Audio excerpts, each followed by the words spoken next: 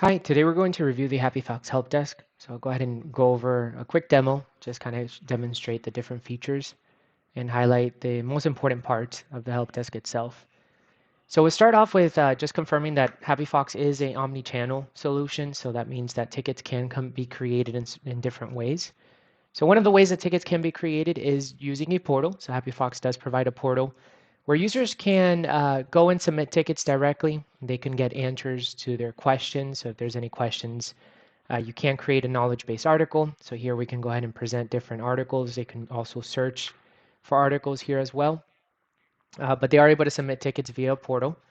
So this portal allows the end users to select where we're going to submit the request. So you notice that we can select, for example, IT. Then we have a series of sub drop-downs, which are all customizable. And these subcategories can be tailored to each individual's need, where we can then get more information, more granular information on what the request is for. Hopefully the goal here is to turn around the tickets a little bit quicker now that we have all the information that's needed. We know exactly what the request is for, and that limits the number of back and forth that your agents have to do. We also do capture them, their full name and email address, so that way we have a profile for each individual. Now, another way that tickets can be created is going to be via email. And users can go in and they can go ahead and raise tickets by sending emails directly to a particular email address. Now, you can use HappyFox allows you to use your own email, meaning that if you actively have some form of support email, you can have those converted as tickets. So you notice I've logged in as an agent, so I have all of the information, all of the open tickets here, and I have a clean view of how many tickets I actively have. I can organize my work as an agent here. Create different queues to give me more insight on specific tickets. For example, maybe my critical priority tickets, I can highlight them here. So I have to make sure that anything marked critical I can handle right away. We also do separate everything by groups, which is going to be by different categories or teams. So this does support multiple teams all working within the same instance. So you notice I have HR, IT, marketing, and a couple more teams. Now you'll also notice in the form where I was submitting the ticket originally, we only had a couple of options selected. So you guys we do allow you to hide certain teams so that way people cannot submit requests there directly, because maybe it has to be moved there by another department or it has to be reviewed by a department before it moves to that specific category or that team. So now each team is going to have their own set of statuses here, so we can go ahead and move the statuses around. So if a ticket comes in, I'm working this ticket, I can move it in progress. You notice I can assign it under myself, my name as well. So then that way I'm taking ownership of the ticket. If I need to move it to another department, I do have the ability. Now keep in mind, all of this is roles and permission based, so you can control also what users can do in the system. We can go into the ticket. You'll notice that I can see a history of the ticket, so what's happened. So this is the message that came in from Sam. I've moved the status, I assigned it to myself, so you have a clean audit log of everything that's happened on the ticket, along with the ability to add replies. So here we can go ahead and add a reply back to Sam.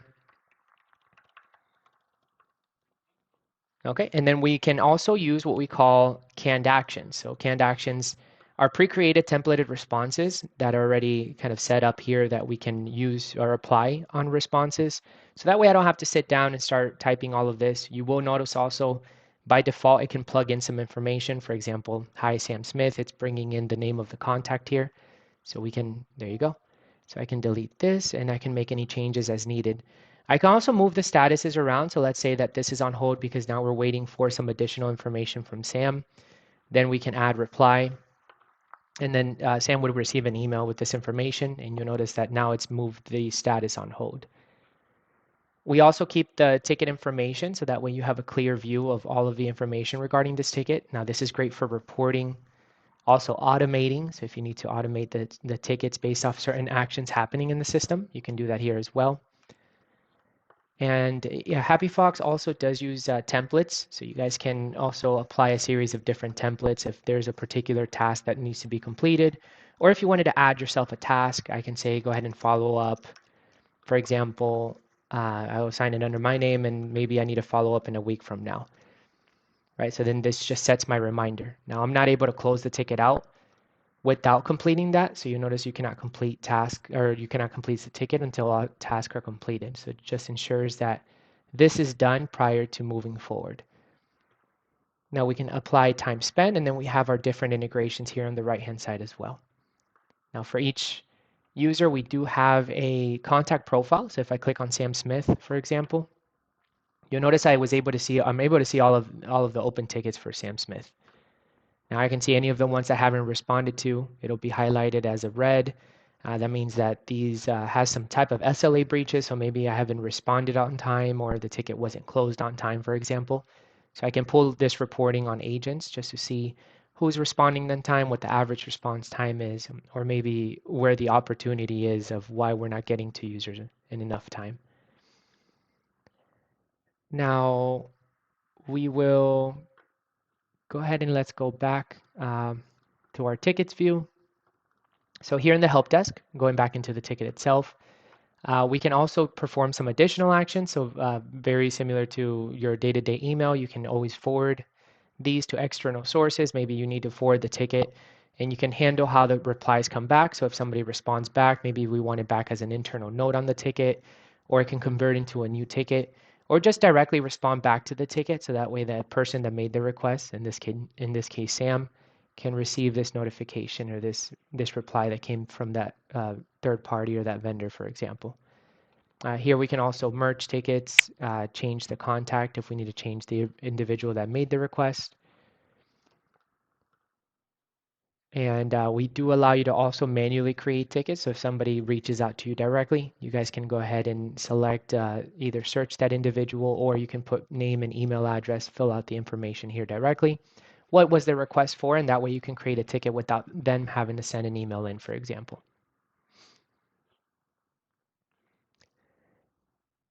Now, HappyFox also does have an AI built in. It is a separate subscription, but we have what we call Copilot, which is your assistant within the ticketing system. So the Copilot is able to help you with either summarizing the ticket if there's a long back and forth, and can give you information about the ticket itself. So we can say like who's responded to this client, and then it'll give us more information on who was the last person to have responded, or maybe in the history, who's made contact with this individual.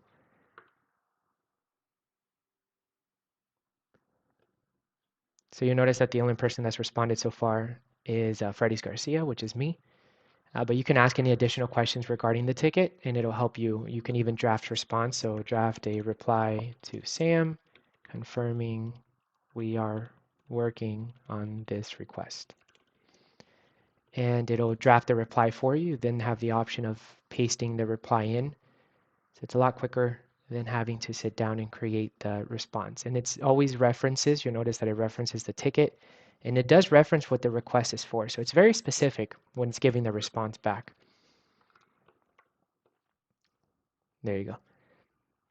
Okay, now we're going to go ahead and move into some other tools, which is going to be our automation. So we do have smart rules. So smart rules is a great way to do automation, such as sending emails to do follow-up. So for example, if somebody hasn't responded back within a given period of time, you can always do some follow-ups or send emails. So if you need some additional information from a user that raises a request, and we're waiting for, let's say, 3 days and they still haven't responded, you can have the system automatically do a follow-up email asking for an update. Maybe they haven't responded. And then after a given period of time, you can even have the status closed, for example. So you can then set status to a closed status. You can set priorities. So you can perform some actions, including setting assignee dynamically or setting a specific assignee based off skill set. So if somebody handles my hardware and I want this individual to always be assigned to hardware tickets, then I can set an assignee. And I can build that logic. So we can say, let's go ahead and set anytime something comes in, we're going to assign it to Glenn. And then we'll set our conditions, which is going to be status is new, meaning that it's a brand new ticket.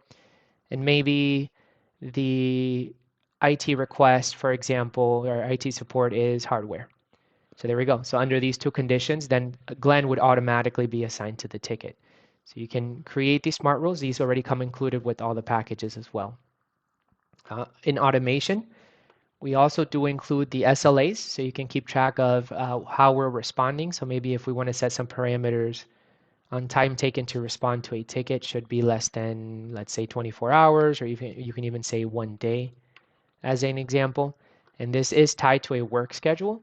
So that way the after hours, that doesn't count against that individual. The timer will pause after hours and then restart again or start again as soon as the business hours pick back up.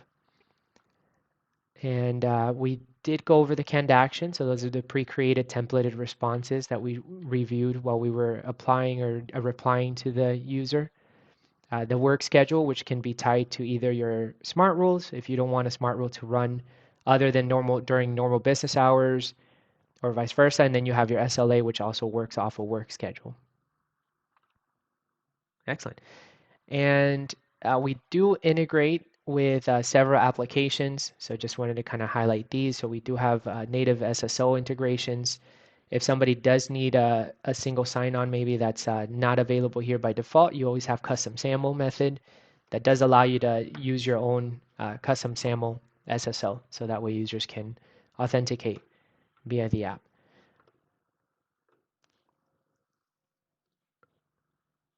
Now, HappyFox does provide an open API, so you can easily gain access into API information, as well as the webhooks, which we do provide as well by default.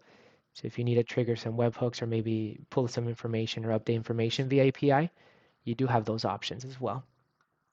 Now, to get to the reporting side, uh, HappyFox does leverage the reporting in the sense where on the left-hand side, you guys have all of the information about, for example, inflow report tells us how tickets are being created and where are they being created into.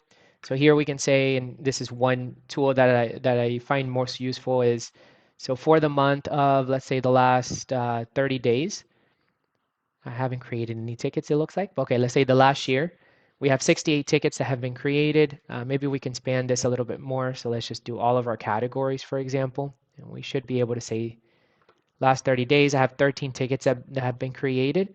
And then on those 13 days, I'm going to review a heat map by hour so I can see what hour of the day are the most tickets coming in. This helps me staff when it comes to staffing needs. This kind of shows me where the peaks are. So for breaks or maybe staffing, we want to make sure that more users are during a specific time to handle these requests that are coming in. Agent activity will give us more information on how the agents are performing. So who's the top performer when it comes to replies or actions on tickets, or who's participating more on tickets. So you have full visibility on who's actively working in the system. You also have the performance report, which is very popular to see how are we responding, what the average turnaround time is for responses, either first response or on average, how quickly are we responding to tickets, and then how the average time to closure, how quickly are we closing these tickets as well. So here you can get a good example of the different categories, so each team can see their own metrics, including the category and agent also. So you can see this individual, how long they take to respond, and what their average number of responses are, for example.